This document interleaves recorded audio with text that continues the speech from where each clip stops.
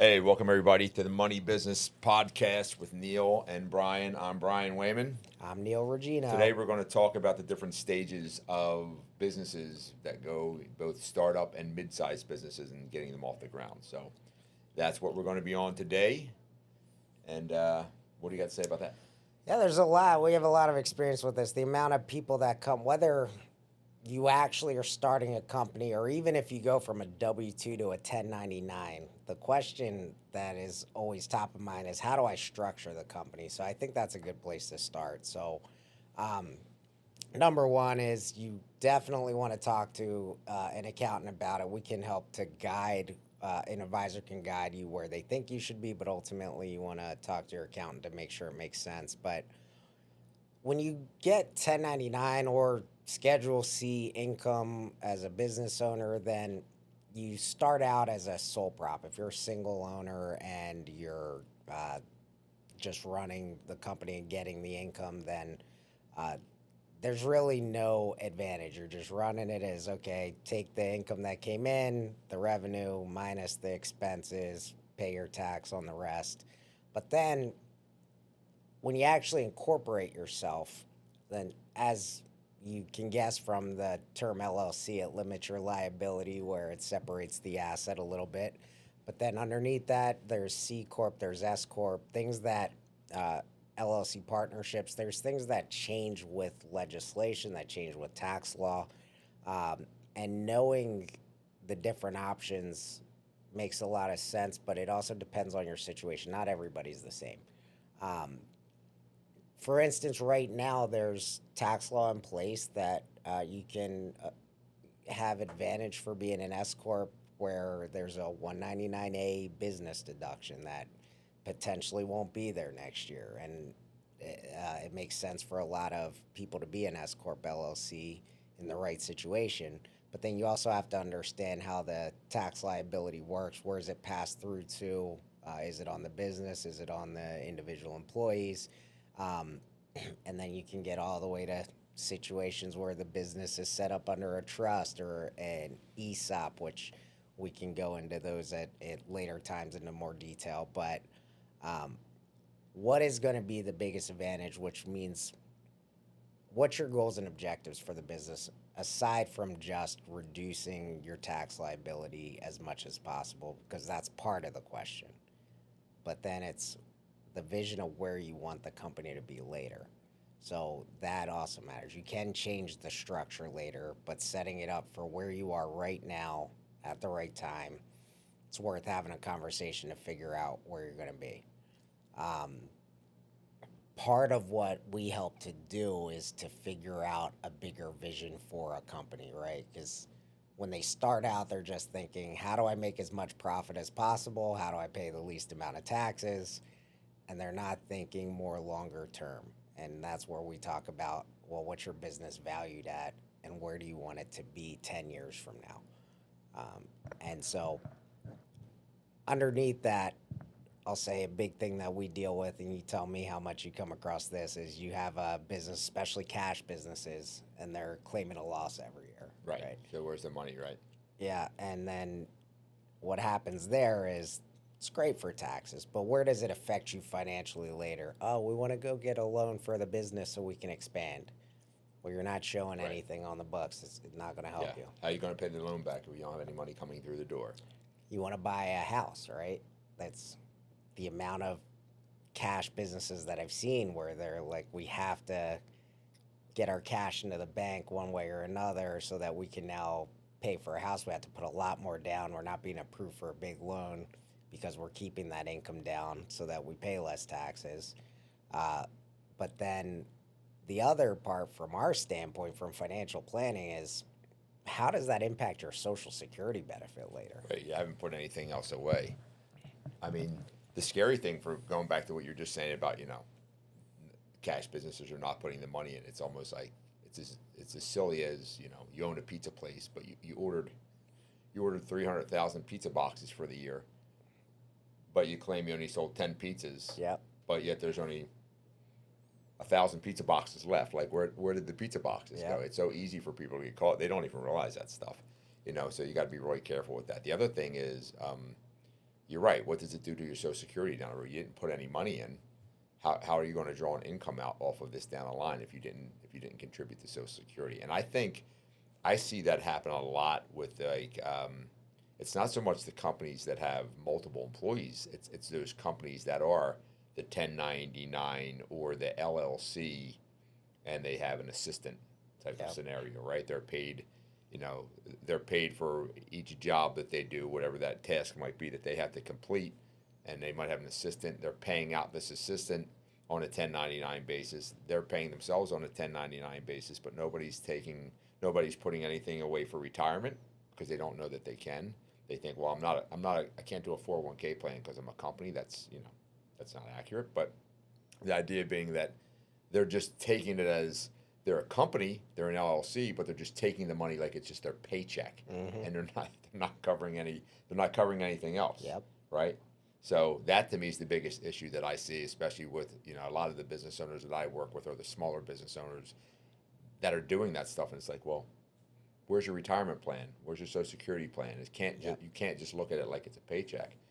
And how many of them, you also have to remember, you got to stick 25-30% of that away for your taxes every quarter. Yep. And it's not a paycheck. So that to me is the big mistake from the people in the beginning stages of setting up their business. Yeah, and the other thing that goes with business structure is what advantages can you take from the tax code, and depending on what type of company you are, there's different things that typically it takes a specialty organization to run the tax credits that CPAs will outsource to, like an R&D credit that you may or may not qualify for, research and development, depreciating asset. There's from our standpoint, we deal a lot with employer-sponsored retirement accounts, which can we increase your income, put it into a different account that will then be tax deductible and still have a lower tax liability but show more income? There are ways to do that as well. So we're not just thinking about the current. Your accountant's thinking, for the most part, how do we save you on taxes this current year? That's all they're just worried about this year. And for us, it's how do we not only save you on taxes this year, but how do we actually build it so that your plan is more tax efficient later? We build wealth, protect assets, accumulate the assets, and then be able to pass them on efficiently.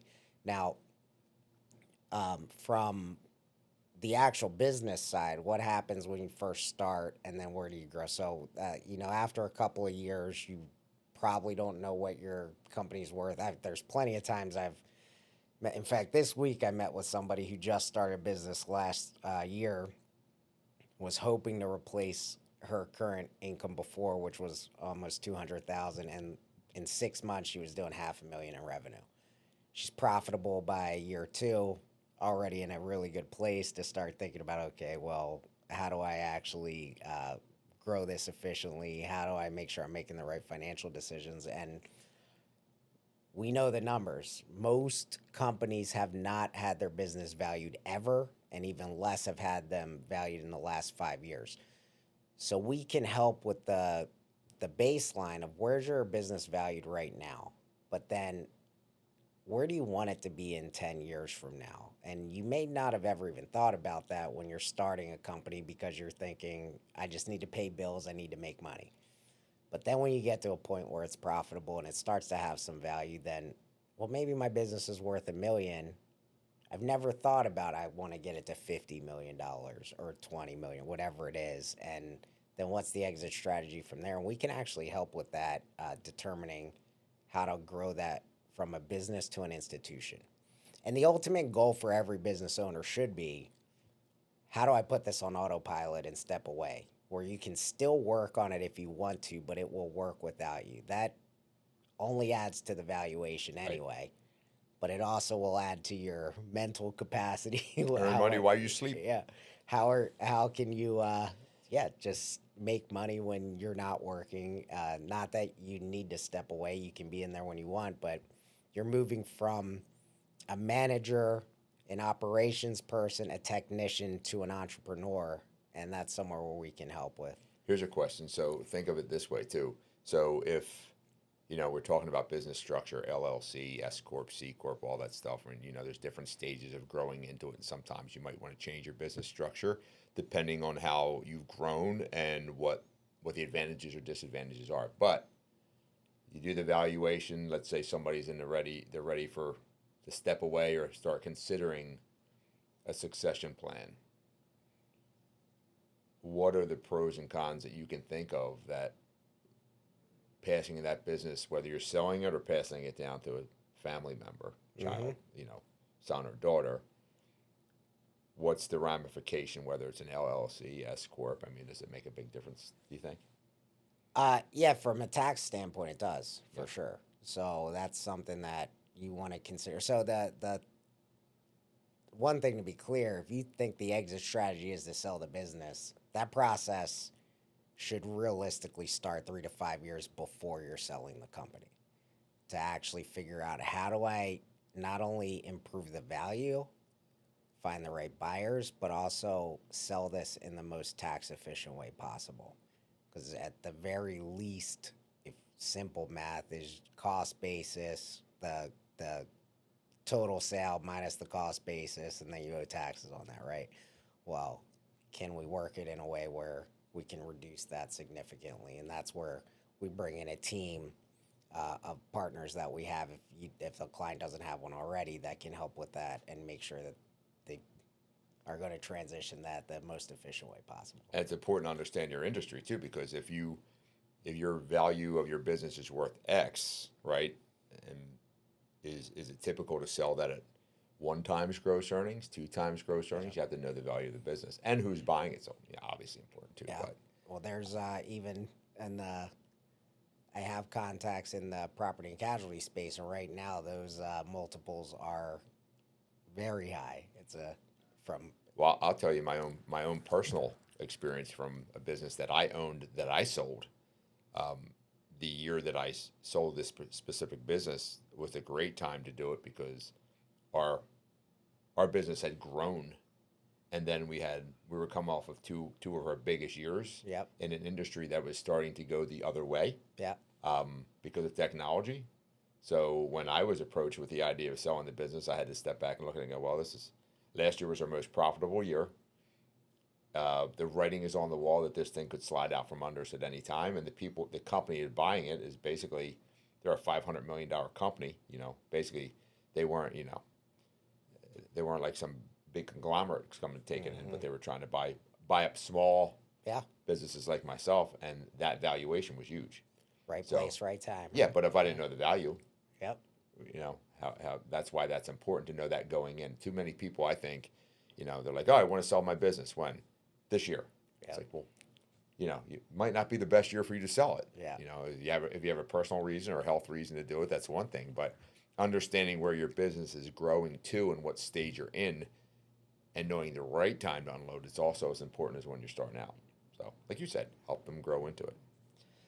Well, I think we covered enough of the overview on this for this episode. We'll, like I said, we will bring in people like accountants, like business attorneys we can go through each type of business structure. Probably bore you more than we do. Yeah, but just so you can have that information, we can go through exactly how the taxation works on LLC versus C-corp versus S-corp versus ESOP, and give you a better understanding to hopefully help people make the right decisions. So, at any rate, we appreciate you tuning in, and until next time. Have a great one.